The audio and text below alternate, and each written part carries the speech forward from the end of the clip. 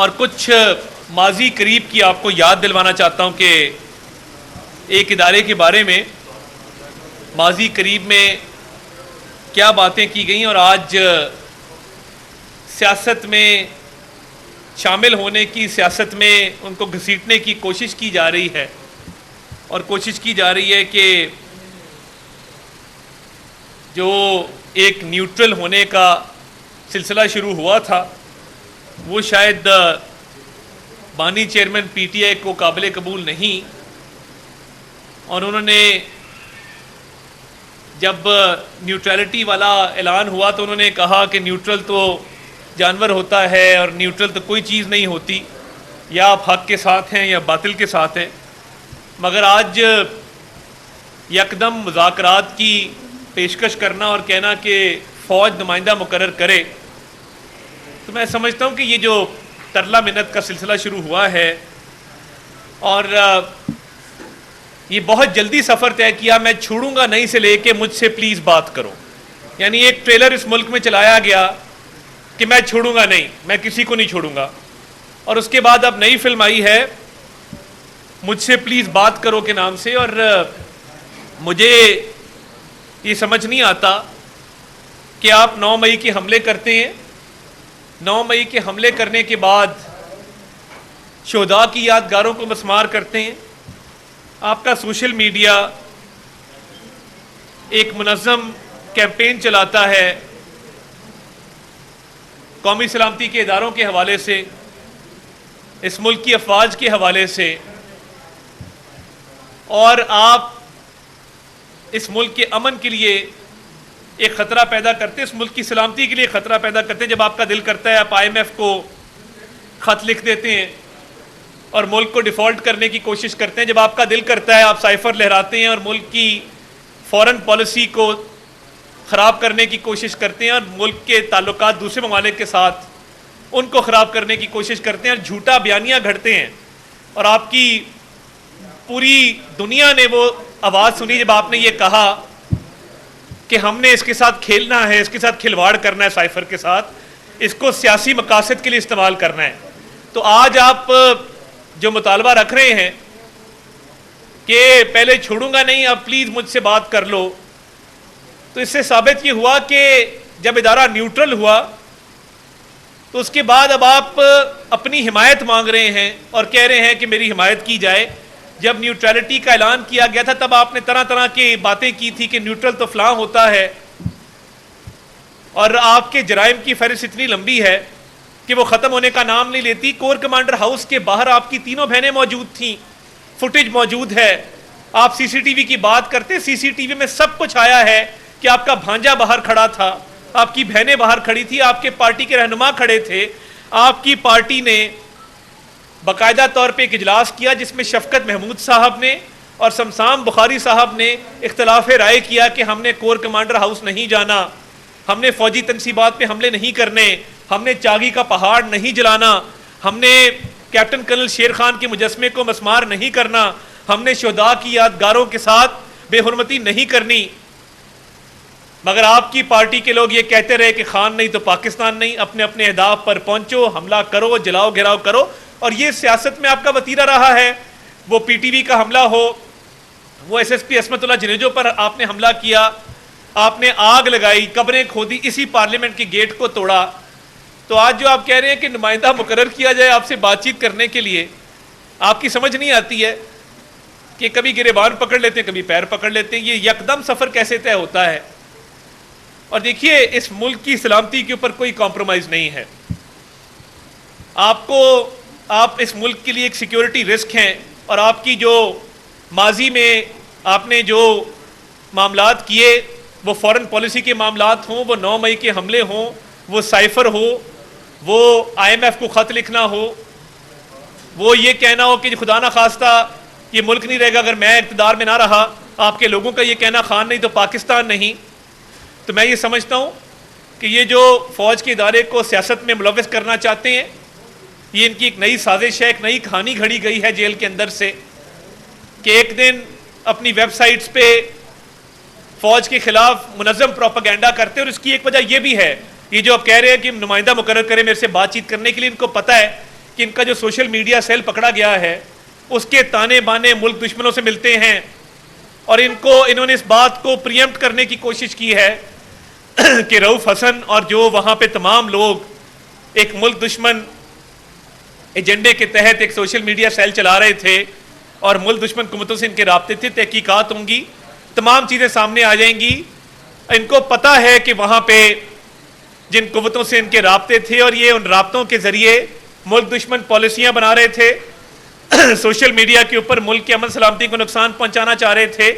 पहले आप दहशत गर्दों को वापस लेकर आए, उनको बसाया खैबर पख्तूनख्वा में, आज वहाँ के हालात ख़राब हैं। आपकी 11 साल से हुकूमत है खैबर पख्तूनख्वा के अंदर, आपकी हुकूमत ने काउंटर टेररिज्म के लिए क्या किया?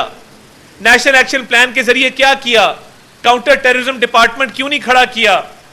वहां पे अमन के क्याम के लिए आपने क्या इकदाम किए? दहशत गर्दों को आप बसाएं, IMF को लेटर आप लिखें, साइफर के साथ आप खेलें, 9 मई के हमले आप करें, शोहदा की यादगारों को आप मस्मार करें, आप सोशल मीडिया सेल चलाएं जो मुल्क दुश्मन एजेंडे पर कारबंद हो, और अब आप कह रहे हैं कि मुझसे प्लीज बात करो।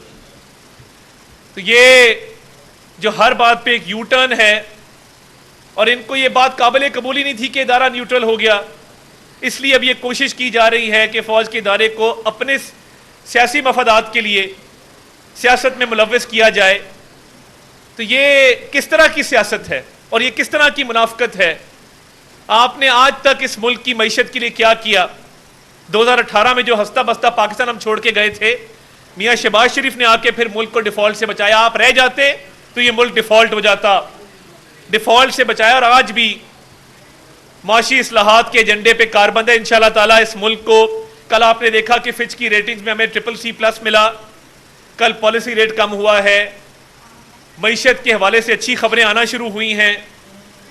आपकी जो एक्सपोर्ट्स हैं उनमें $3 अरब का इजाफा हुआ है, $3 अरब का। तो ये तमाम तर इशारे जो हैं ये बता रहे हैं कि मईशत में बेहतरी आ रही है और हालात बेहतरी की तरफ जा रहे हैं। ये देखते हुए और अपने मुल्क दुश्मन एजेंडे को देखते हुए कहा जा रहा है कि मुझसे प्लीज बात कर लो।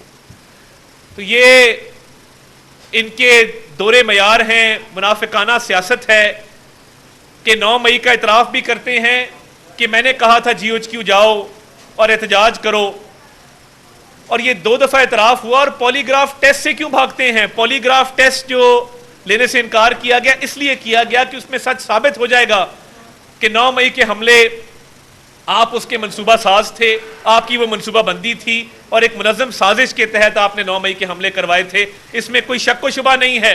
आपके पार्टी के लोग देखे जा सकते हैं, आपके ख़ानदान के अफराद देखे जा सकते हैं, आपकी पूरी पार्टी की प्लानिंग देखी जा सकती है, और इस प्लानिंग के पीछे आपकी रहनियत थी जो आपने मुल्की कौमी सलामती के इदारों के खिलाफ जहर साजी की। जहर जो है वो घोला नौजवान नस्ल के जहनों में, बाहर बैठे पाकिस्तानियों को तशद्दुद पे उकसाया, और उसके बाद आज कह रहे हैं प्लीज मुझसे बात करो। तो ये एंटी क्लाइमैक्स है उस फिल्म का जिसका उन्वान था मैं किसी को छोड़ूंगा नहीं। और आज जो ये तरला मिन्नत का प्रोग्राम जारी किया गया है, ये सिर्फ इस बात का शाखसाना है कि आपका एक सेल पकड़ा गया है और उसमें शवाहिद मौजूद हैं, और इंशाअल्लाह ताला बहुत जल्द वो कौम के सामने आएंगे।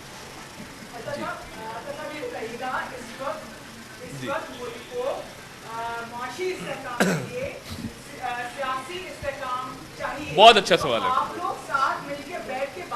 बहुत अच्छा सवाल है, बहुत अच्छा सवाल है। जिस दिन से इमरान खान साहब बानी चेयरमैन PTI जेल गए हैं, स्टॉक मार्केट ऊपर चली गई है, क्योंकि उनके साथ नेगेटिव सेंटिमेंट एसोसिएटेड है। उन्होंने आके इन्वेस्टर्स को बंद किया, बिजनेसेस बंद किए, कारोबारी शख्सियात को जेलों के अंदर डाला, TV चैनल्स के मालिकान को जेलों के अंदर डाला। बिजनेस सेंटिमेंट जो है वो उभर के सामने आया है जब से ये जेल के अंदर हैं। स्टॉक मार्केट जो है वो ऊपर जा रही है, फॉरेन डायरेक्ट इन्वेस्टमेंट ऊपर जा रही है, एक्सपोर्ट्स बढ़ रही हैं, फिच की रेटिंग इंप्रूव हो गई है, IMF का मुआहदा तय हो गया है, पॉलिसी रेट नीचे आ गया है। ये तमाम तर जो फैक्टर्स हैं ये इस बात की अलामत हैं कि इस मुल्क में अगर कोई डीस्टेबलाइजिंग फैक्टर है वो बानी चेयरमैन PTI है, जो अदम इस्तेहकाम को फ़रोग देता है। उसके होते हुए सियासत के अंदर और अमली मैदान के अंदर इस्तेहकाम नहीं आ सकता। वो निकला है तो मुल्क के अंदर इस्तेहकाम आ रहा है।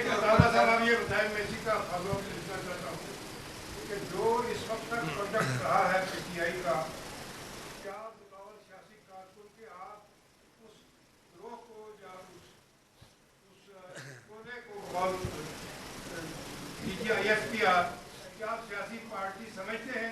क्या उनका कंडक्ट सियासी पार्टी से? देखिए, एक दहशतगर्द जमात है और इनके आने से पहले सियासत में लोग एक दूसरे की खुशी गमी में शरीक होते थे। लोग सियासत को सियासी मुखालफत के तौर पे लेते थे। इन्होंने सियासी मुखालफत को दुश्मनी में तब्दील करवाया और ये जो तर्ज अमल है कि आप गालम गलोच की सियासत करें, ख़वातीन की तज़हीक करें, बिल्डिंगों को आग लगा दें, धमकी आमेज़ रवैया इख्तियार करें, किसी की इज़्ज़त ना छोड़ें, हर किसी की इज़्ज़त को तार तार करने का आपने जो है वो मिशन बनाया हुआ है, तो ये एक दहशतगर्द जमात है और इसको इसीलिए TTPTI कहते हैं, तहरीक तालिबान पाकिस्तान तहरीक इंसाफ कहते हैं, TTPTI। ये जो TTPTI है ये तालिबान को इसीलिए वापस लेकर आई है और इसीलिए शोहदा का मजाक उड़ाती है, क्योंकि इनको पाकिस्तान की सालमियत से कोई गर्ज नहीं है, इस मुल्क की तरक्की से कोई गर्ज नहीं है, इस मुल्क की अवाम से कोई गर्ज नहीं है। झूठे बयानिए बनाओ, मुल्क के खिलाफ साजिशें करो, अपने आप को हीरो डिक्लेयर करो और उसके बाद कहो जी प्लीज मेरे से कोई बात कर ले।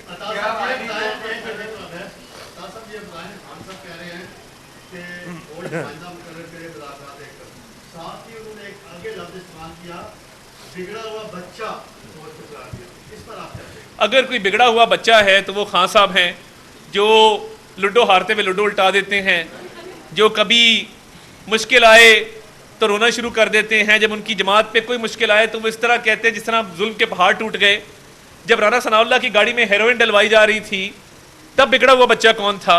जब कह रहा था कि मैं मुझ्छों से पकड़ के मुझे इसकी शक्ल पसंद नहीं मैं बंद कर दूंगा तब बिगड़ा हुआ बच्चा कौन था? जब मरियम नवाज शरीफ को वालिद के सामने गिरफ्तार करवाया गया बाप को अजियत देने के लिए तब बिगड़ा हुआ बच्चा कौन था? जब शहबाज शरीफ की वालदा की मैयत पड़ी थी और जज कह रहा था मैंने जिरा करनी है तब बिगड़ा हुआ बच्चा कौन था? जब मुंह पे हाथ फेर के कह रहा था मैं AC उतार दूंगा तब बिगड़ा हुआ बच्चा कौन था? जब कहता था कि मैं घर का खाना नहीं जाने दूंगा, दवाइयां बंद कर दूंगा, तब बिगड़ा हुआ बच्चा कौन था? ये बात याद रखनी चाहिए कि एक बिगड़ा हुआ बच्चा है जो कहता था नहीं छोड़ूंगा, और वो कहते हैं ना कि वो जो कहता था कि कुछ नहीं होता अब वो रोता है तो वो चुप नहीं होता। बहुत शुक्रिया। वफाकी वज़ीर इत्तलात व नशरियात अता उल्लाह तारड़ इस्लामाबाद में मीडिया से गुफ्तगू कर रहे